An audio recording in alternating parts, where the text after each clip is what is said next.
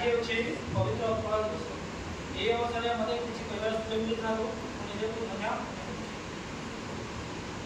आज होछि उत्कल दिवस पवित्र एप्रिल 1 तारिख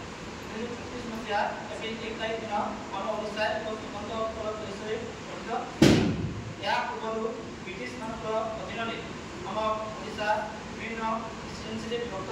था। हम ओडिशा को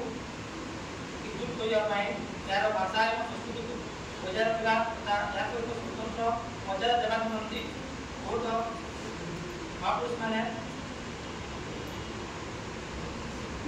महापुरुष मैंने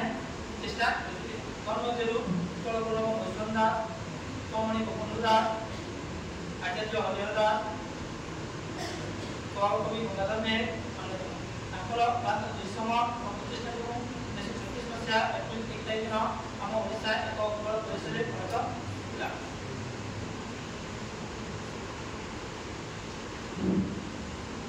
आम ओडिशा 30 जिला को नहीं गठित तन्मध्यरु पुरी जिला जहाँकि जगन्नाथ धाम पाई खूब प्रसिद्ध तेणु ओडिशा को एक जगन्नाथ देश बोली कहुए एवं विश्वर सप्त आचार्य मध्य स्थान पाई मध्य रही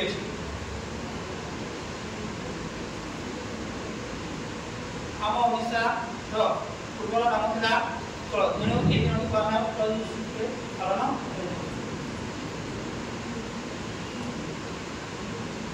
ए उत्कल दिवस में आम समस्ते शपथ ग्रहण करने उचित जे उत्कल उत्कलर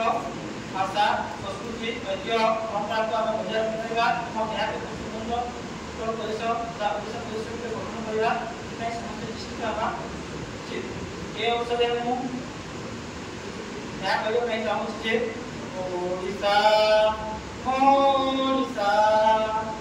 ओडिशा ओडिशा केड़े सुंदर राई मोर केड़े मीठा मो भाषा ओडिशा।